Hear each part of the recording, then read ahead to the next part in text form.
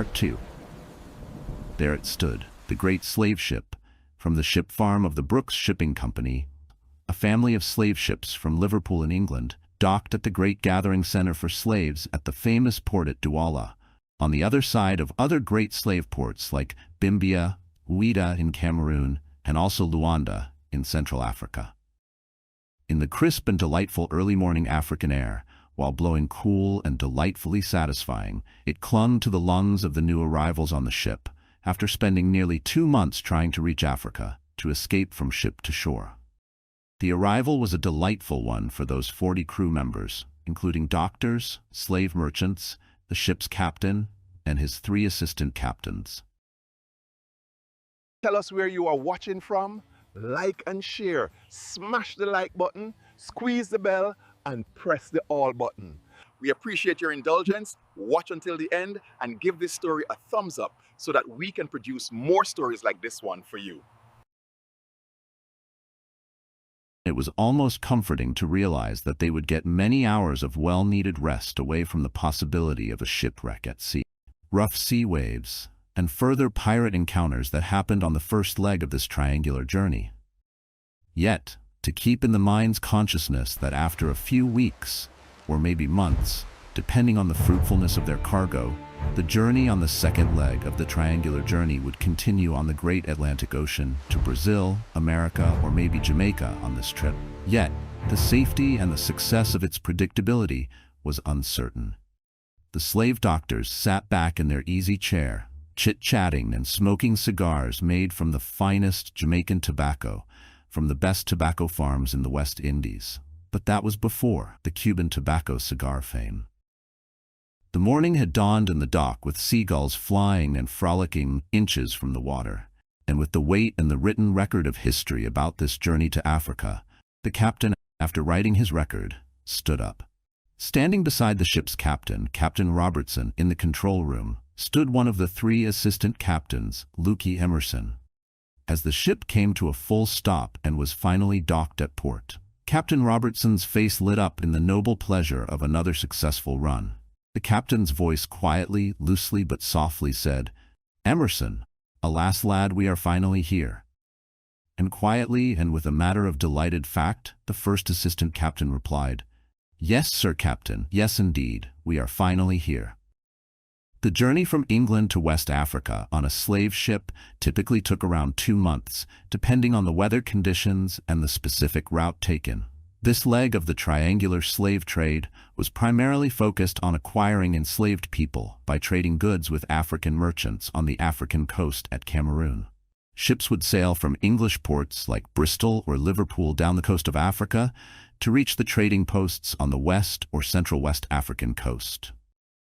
Incidentally, the Atlantic Ocean separates the continents of Europe and Africa from North and South America, and it is the world's 2nd largest ocean, covering about 1/5 of the Earth's surface.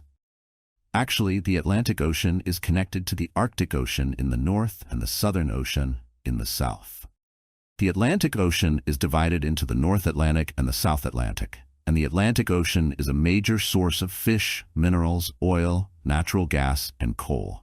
And yes, the Atlantic Ocean was used by many slave ships as a slave trade route in those days of Negro flesh for the plantations and farms. The ship had docked, it was quiet, and one could almost hear the captain thinking aloud, because the captain's countenance had a mixture of sadness and delight. It was obvious that the captain was deliberately trying his best endeavor to erase the relatively dangerous lingering thoughts from his memory. The memory of the recent experience the ship and crew endured just hours away from this warm and vibrant welcome at their African destination.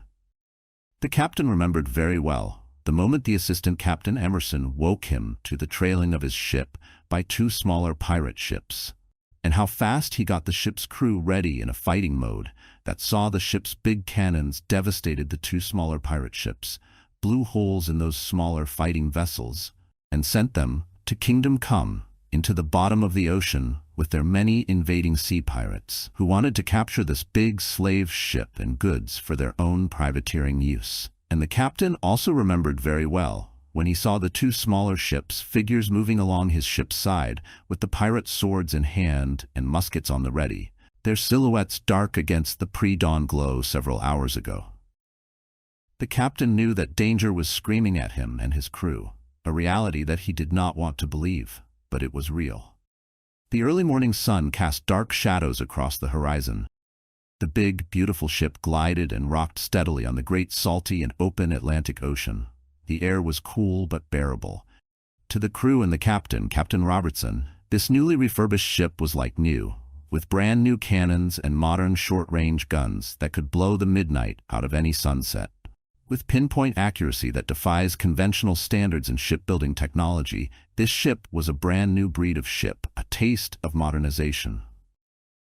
The captain felt his jaw tightened, but he maintained his coolness and readiness to give his battle cry and command for defense action. It was not through nepotism that this captain was chosen to be the captain of this newly refurbished ship, but the owners picked him for his experience, loyalty, and trustworthiness. And all his crew members were allowed to transfer from his previous ship to this bigger ship as he had requested. Except on board was also a few new ones that the company requested that he carry on the ship for training and experience. The ship was designed with all the defensive platforms that were needed in those days plus more. The captain would be the hero in his own story. Those cannons would give those two ships an Arctic blast that defied imagination and realistic expectations. Those cannons and short-range newfangled guns had weapons grade, blast you to kingdom come. On a previous trip in the Caribbean, when he was captain of another ship from the same company, the captain had encountered pirates who wanted to free the slaves, but he gave the battle cry, and his men overpowered those pirates and destroyed their ship and treasure on board. But now, these pirates wanted to seize his big, beautiful vessel for pirating services. This was a deadly contrasted mistake for these pirates. The pirate ship's posturing could be seen in the faint but visible early morning sunlight as they tried to intimidate the big slave ship. The ship's deck with newfangled guns and large cannons, heavy mounted on brand-spangling new gun carriages, and even had brand new shiny armored plate shields for protection, which was new in this time and age. Further, the crew was busy preparing for action as they waited on the captain's command for the blast of those cannons and new-age guns that could devastate those smaller vessels.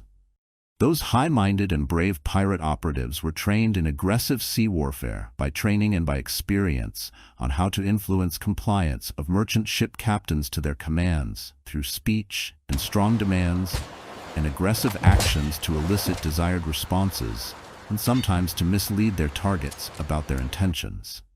And pirates seemed to be adapting the rules of engagement from the Israeli Mossad elite force that stressed that, by way of deception, thou shalt do war, emphasizing that success in piracy on the high seas can be achieved by action and not by unnecessary discussion or arguments. Actually, on one hand, their strategic use of deception aims to erode a ship's captain's sense of security and control through misdirection and infiltration, making them vulnerable before any overt action is taken. While on the other hand, their calculated results were already determined: take over the ship, kill the crew, and control the cargo to be sold or added to their booty. Most pirates probably thought that the seas and oceans were their stage, and they were the screenwriters, the producers, and the main actors as well. The fleeting pleasure of success for those pirates in past encounters mirrors the experience that comes from being plunderers and killers, but their dreams of owning this big, wonderful ship with all its modern amenities, but for them, it was a dream too far, because their days were numbered. Now here was a perfect storm on the high seas created by the audacious pirates who wanted fame and fortune from capturing a large ship and beheading the ship's captain and its crew on this warm and sunny day, which was excellent weather to glide on the ocean waves and overrun the big slave ship. The intended action of the pirates seems to make time stand still. This is where things have gotten interesting and flavorful. The pirates were outnumbered and outgunned by wanting to fight against a fortified ship with newfangled weaponry, and more so an experienced and determined captain. Talking about survival that depends on solid observation, the captain realized that a deeper impression about faces, moods, and attitudes are deeply imprinted in the mind by quiet observations, and he had learned that a person who talks too much becomes a map others can read, and a person who listens becomes a shadow that others cannot read easily or figure out. So that silence can be his greatest weapon toward the enemy. This group of pirates had many encounters on the high seas, and their swift action was done with surgical precision because of their forward-thinking skills, and their success rate was staggeringly high. That made them rich, very rich. And those successful encounters gave them a certain amount of bravery and courage. But the pirates had crossed a line that could not be uncrossed and could not be forgiven by a sea captain that was entrusted with a big, capable, and defensively equipped schooner ship. The situation with those pirates was a life-and-death situation that needs to be resolved right away, without wasting time studying the intent and psychological behaviors of those determined pirates. For the captain, the arts of survival had become a science form that always protects his ship and his crew. The captain was just standing there with a degree of measured calmness that defied expectations of one who had just gone through a tough ordeal on the high seas. Actually, during that ordeal, the kind captain was giving them enough crawl space to crawl back from whence they came. But they refused, so he asked over his manual bullhorn, "Hi, gents, friend or foe?" The pirates did not answer, not even in their pidgin English. So the captain, mocking them and meeting them on their own terms, added, "Ar, gents, shiver me hearty." Still, there was no response, just intimidating posturing. The captain kept his voice level to hide the frustration from the insane actions of those two smaller pirate ships. He had remembered that there is a valuable lesson in keeping calm under pressure. Then the ships disappeared in the darkness of the hazy morning. But he still kept his coolness and composure, and he knew that that was a part of their strategic posturing. The captain stared out at the horizon, making sure his navigational expertise and defensive skills were as good as they were when he was much younger and was at the top of his class. Suddenly, one of his three assistants pointed while shouted, "Captain, look! They are back!" And there they were back again. The same two pirate ships that he saw a few minutes before were now moving faster on the open sea, using the same pattern, one on each side of the big schooner. Yes, indeed, the two long pirate ships had appeared again with dark silhouettes cutting fast across the waves. "Heck, lads! Black, we are in trouble, lads, but they are in bigger trouble, my lads!" One of the other assistant captains, who did not have much knowledge about pirates and their way of attack, leaned forward, eyes narrowing. "Could it be that they are the slave ship inspectors?" he said, though his voice lacked conviction. The captain looked at him and shook his head and responded, "No, lad, they are pirates, son." The captain got on his bullhorn and shouted again to the smaller ships, Hi there, mates, are you friend or foe?"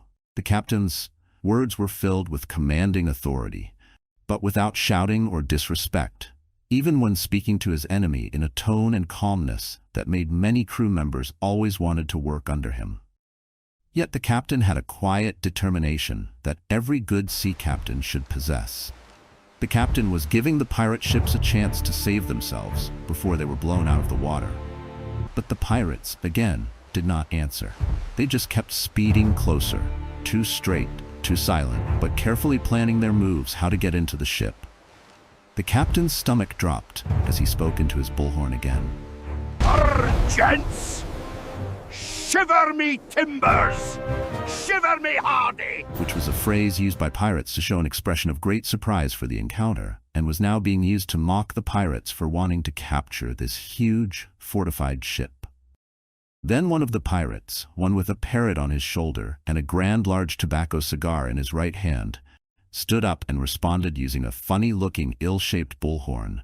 "We don't take kindly to insults, Cap! And who the hell do you think you are, anyway? I have overpowered greater than you and your few men, and I need this ship for my own use! Now do you know who I am?" This dangerous and feared pirate's name was mentioned in hushed whispers among ship captains and crews alike, and the captain had heard it many times and was advised to be on the lookout for this sly old fox. The pirate talked with a demanding and commanding voice, which sounded as if he was the grand king and master of the pirates' kingdom. But the captain must, in his mind, "When you are right, no one remembers. But when you are wrong, no one forgets, because the hotter the battle, the sweeter the victory. And if one's mind is blind, then their eyes definitely cannot see. The captain also realized that habits are actually bridges to reach the other end of the damaged road. But these pirates' habits were cemented in the shifting sand of illusions. And even though this group of pirates' reputation were spoken in hush whispers, but their end result this morning was undeniable and would leave no footprints, as of today on the sands of time. The captain was now the main man, the captain in his moment. Then the ship's captain responded. Mr. Pirate, did you know that you are a disaster waiting to happen? Yet can you remember a time when you weren't driven by rage and hate? I would like to know if you ever get tired of taking another person's life? And before I blow you out of the water, let's do some logical and sociological thinking. Sir, are you tickling the wires? The captain realized that he could not change this man's true nature, but he was trying to get the sea warrior to come to his senses and back off and save himself and the smaller ships and crews. Then the captain made one final pitch to the pirate captain. Captain, I would encourage you to let your words be soft and sweet, because you never know when you might have to eat them. I am done having words with you. Men, get ready to do what you were trained to do in a situation like this. The pirates were now at the gateway to their demise. The mathematics of the situation was true and blew in the captain's favor, and no mathematical instruments or measurements were needed to solve the equations, only required immediate authorization of defensive strategies, and fast, because time was running out. The situation with those pirates was a life and death situation that needs to be resolved right away, without wasting time studying the intent and psychological behaviors of the determined pirates. The captain's attention to details was beyond questionable. He was a grand old master wizard for ensuring that all I's were dotted and all T's were crossed. With him, at every turn, there was no space for foolish errors, whether in words or action. One pirate, who seemed to be a captain, shouted, "Stop the ship, or you will be sorry for your Other sins!" figures stood upright, faces obscured, arms raised, shouting words the crew could not understand. For the captain, it was time to show these pirates what a modern ship could do to other ships. This was not a friendly encounter. This was defense and survival mode. The morning sun painted the Atlantic Ocean in silver and gold, its rippling surface catching every glint of light from the rising sun in the east. The manifest on board included sealed creates with new gun gunpowder, food, textile, iron bars, alcohol, and cowrie shells, which was money in those days to pay for enslaved Africans. Each create sealed and strapped tight in the hold to avoid turning over, spilling and breaking on the deck floor. The journey from Liverpool had started smoothly, and now hours before reaching the dock in Africa, there was imminent trouble. Yet, there were calm skies, open sea, with nothing but warlike and defensive chatter between the crew and the captain. But looking again at the visual mental picture that he was woken up and shown by his assistant was in fact real, a reality of piracy on the high sea. But as the captain, he must act and act fast before his large ship, his newly upgraded and outfitted schooner, is boarded and taken over by those fierce, warlike and seafaring swashbucklers. His training and experience as a captain must now kick in to save the ship and crew, and the vast amount of goods loaded into the bottom of the ship for exchange and purchase for prisoners to become slaves from Africa and taken to the New World for empire building and slave labor must be protected at all costs. The captain swallowed hard, as he was very much trying to forget the fight with the pirates, only several hours earlier on the wide-open Atlantic Ocean, just over 7 weeks after leaving Liverpool, England. The captain could also remember that the swords of the pirates were sharpened and glistening in the early morning sunlight. Those swashbucklers and plunderers were ready for the slaughter and to the takeover of the ship. Their appearance was frightening to look at, with their eye patches, rugged-looking clothes, and a few of them had a parrot perched on their shoulders and speaking and shouting in a strange accent, while yelling phrases such as "Ar matey" and "Avast, me hearty." The attack on a ship by pirates was a so-called illegal act of violence, where they board a ship and rob and steal cargo, valuables, and sometimes the ship itself. Usually, after attacking with cannon fire, pirates armed with swords and pistols went aboard the other ship, fighting hand-to-hand combat until their enemy was subdued. But if the pirates wanted a certain ship, they would not fire on the ship with their fierce fighting cannon, but would try to get close enough to board the ship and subdue the captain and the crew. So yes, in this case, the pirates wanted this ship for themselves to be used as a pirate ship, which was a wonderful idea at the time of the encounter. At first, they seemed like friendly slave ship inspectors, but their deliberate movements made the captain's mind race to be on defensive mode. The guns, swords, and the shape of their hats signified that they were not friendly visitors, as their swords glinted in their hands as the two ships closed in on each side of the big ship. The captain of a pirate ship was loosely referred to as cap'n, or captain. This was the standard, informal, and common term used to address the leader of a pirate ship, similar to how sailors today would address a captain on any other ship in the modern world today.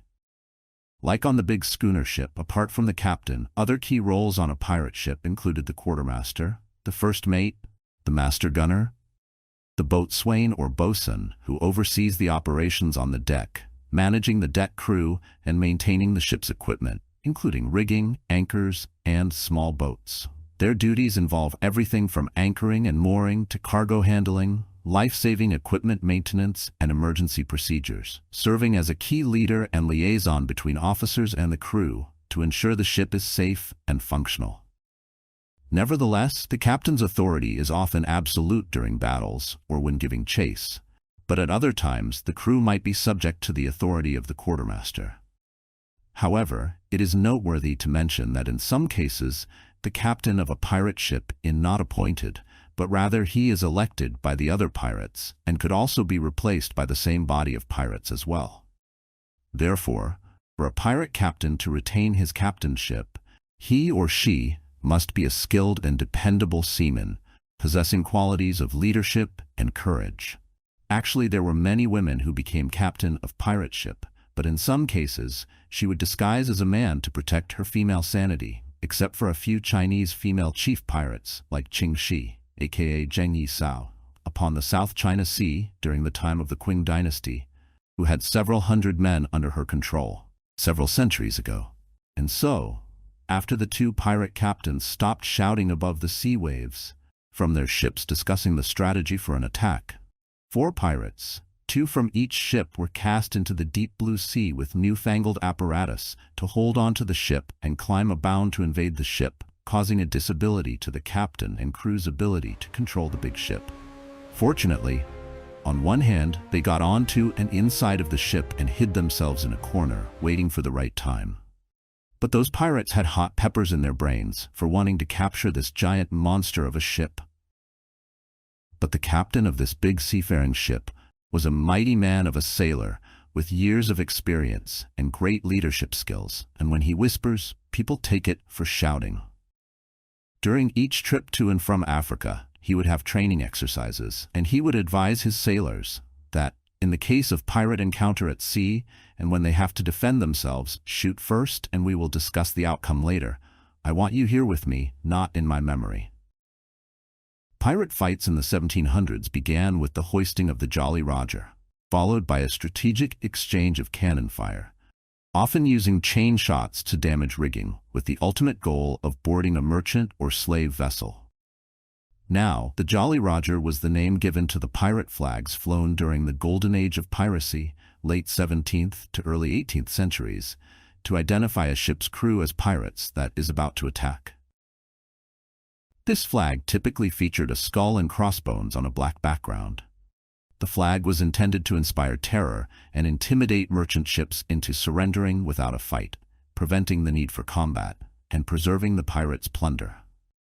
While the skull and crossbones are the most iconic design, early flags varied, with some being red and others featuring unique symbols like hourglasses or cutlasses. However, before the skull and crossbones became popular, pirates initially flew a simple black flag to signal their presence. Also, pirates would often fly a false national flag to approach a ship without raising suspicion. Then, when in close range, the Jolly Roger would be hoisted to reveal the pirates' identity and intentions and demand that the ship surrender to the pirates. It is also assumed that most pirate captains carry along with them wenches on their ships. Wenches refer to a woman, often a prostitute, but the word was a common word and not an insult in those days.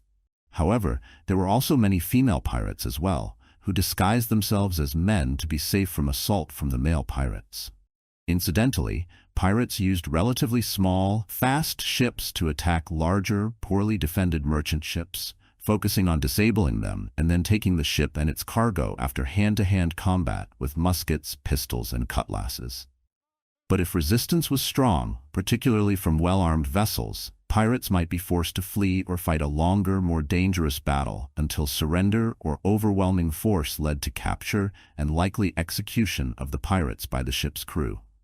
Documented history tells us that in those days, when the pirate atmosphere was at its peak, especially bigger ships like this one in the narrative, they would carry various types and sizes of guns and cannons, along with long guns, swivel guns, carronades, short cast-iron cannons, which were short-range anti-crew and anti-ship munitions on board for defense.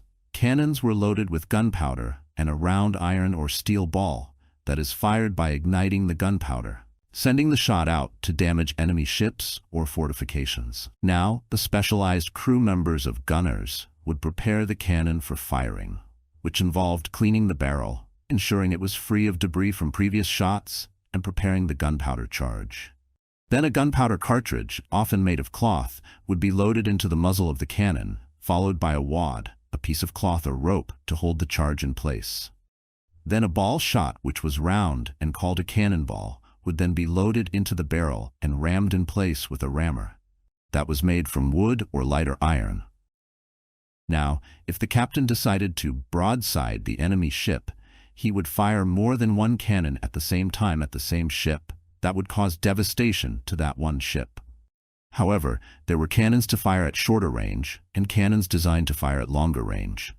Those enemy ship wooden structure could not withstand those deadly shots from those new and fashionable cannons, and even the wood splinters would cause damage to the ship itself and to its crew when fired upon. So the captain had no other option but to eliminate the present imminent threat and danger from his ship and crew. Getting on the bullhorn again, he shouted to the crew, Give them another blaze of glory, lads! They are not friends, but foes! Suddenly, there was a barrage of short-range weapons fire from the big ship that hit both ships on each side of the big ship. And as they moved away from the small arms fire to return fire and use their cannons, the crew opened fire and struck the two ships and tore big holes in their ship's sides, and they started to sink. Then the captain of one of the ships shouted, Abandon shipmen, and every man for himself! As more steel balls tore more devastating holes into their ships as the two pirates flew away and landed on the slave ship deck. The pirates had crossed a line that could not be uncrossed, and could not be forgiven by a sea captain that was untrusted with a big, capable, and defensively equipped schooner ship. Those weapons on board could shoot with point-blank accuracy that defies conventional standards in shipbuilding technology in those days. And so here it was that the fight was over in a heartbeat, and the pirates never got the chance to enter the big slave ship, thanks to the foresight of the ship's owners and the installation of the new and deadly cannons that seemed to devastate those two smaller ships and sent them to the bottom of the ocean to kingdom come, with their crews in the drink with sharks and other oceanic flesh-eating sea mammals. Then, as the ships were slowly going down into the watery drink, the captain interjected again. Sirs, maybe you have chosen the wrong day for a fight. Maybe we should do this tomorrow, but as you might know, your tomorrow have come today.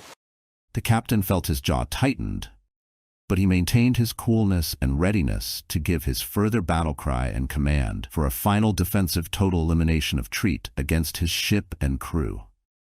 However, before going down into the deep abyss of the ocean, a small boat was seen in the distance casting over the side of the lead pirate ship, and about 5 pirates were seen clinging onto the side of the lifeboat, who eventually entered the lifeboat and rowed away. One of the escapees seemed to be the famous captain, Black Caesar, who was a part of Blackbeard's pirate gang who roamed the Atlantic Ocean in various areas, and who seemed to want a big schooner to take back to the Caribbean for active pirate services. The two pirate ships vanished like vapor into the deep blue waters of the salty Atlantic Ocean. After the two pirate ships were sunk, the four men who were found hiding on the other end of the ship's decks were found, and their hands were chopped off at the wrist, and all four pirates were cast into the sea, near where their ships were blown up by the big new cannons. They were all gone into the dustbin of oblivion. This event on the high sea disappears in the gray fog of the Atlantic Ocean slave trade era.